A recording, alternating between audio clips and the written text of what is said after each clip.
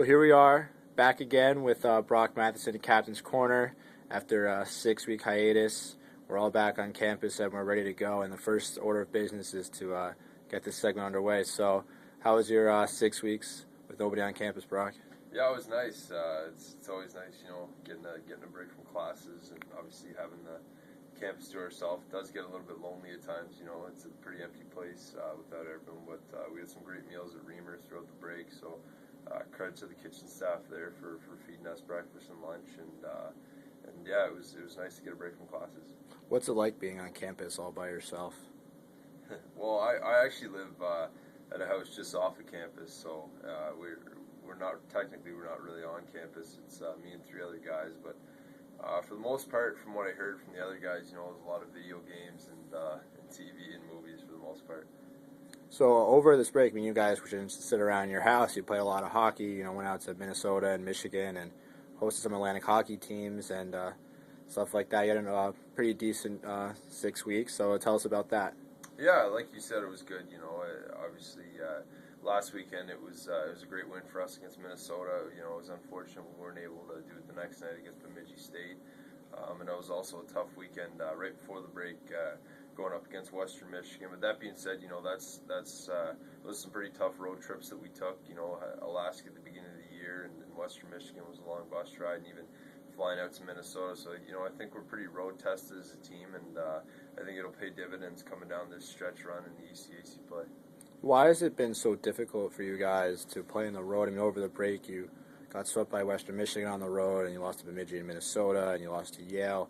Do you guys have difficult playing in the road, or are those just some really tough teams and tough buildings to play in? Yeah, I think those teams played very well against us. I think we saw definitely the A games of those teams, and every team plays better in their own rank. Definitely, they know the ice. They have specific plays designed for their rank. They have specific styles of play that they try and use as tactically. So it's no secret that we definitely saw those teams' A games, and I think we learned a lot from those experiences. And like I said, hopefully we'll be able to use what we learned, on the road for the 6 games that were on the road for the final 16 here.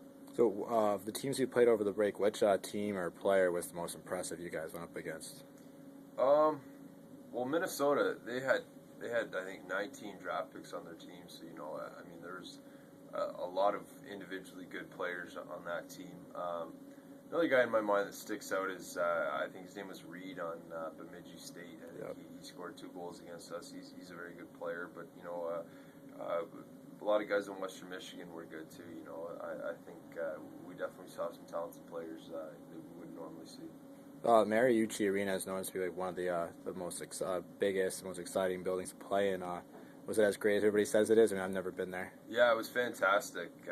Everyone was asking Ryan Forgard, who's from Minnesota, questions about the rink because he grew up around there, so he kind of was our tour guide a little bit over there. I heard it holds around 9,000. I think for our game we had about 7,000. So that was an experience just to play in a rink in an environment like that.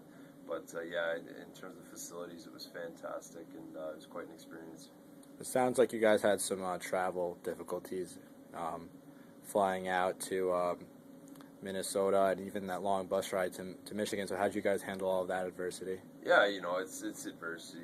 Things aren't always going to go your way. You just got to be able to bring your game, whatever the circumstances. And Minnesota wasn't actually too bad. We were originally slated to fly out around 6:30 or something like that. So we would have got up around 4:15. So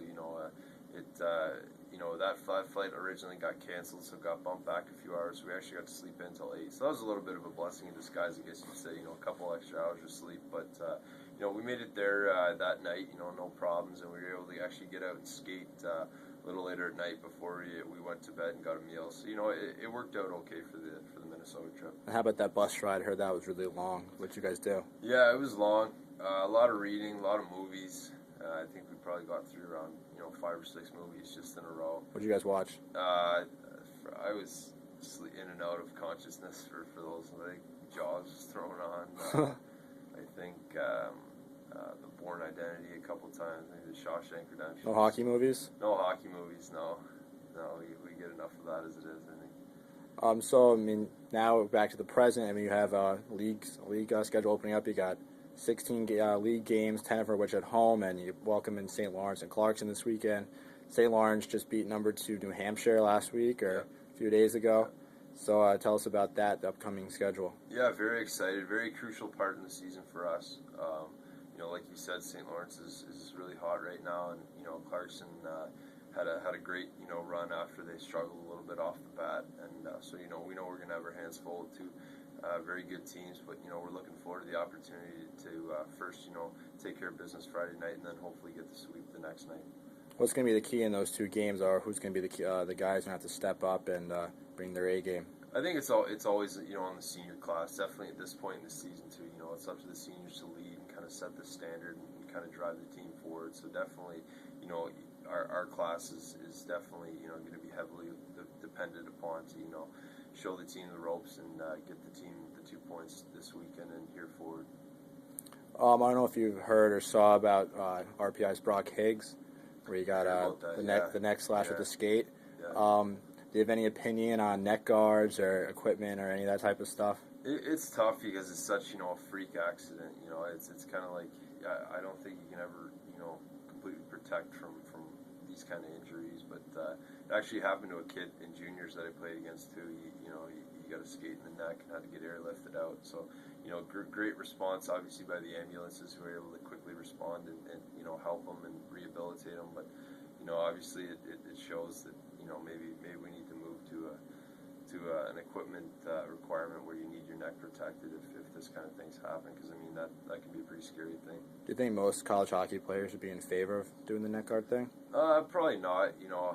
Most players don't like the neck guard. But I mean, if enough of these injuries happen, I think it might get to a point where you need to do something like that.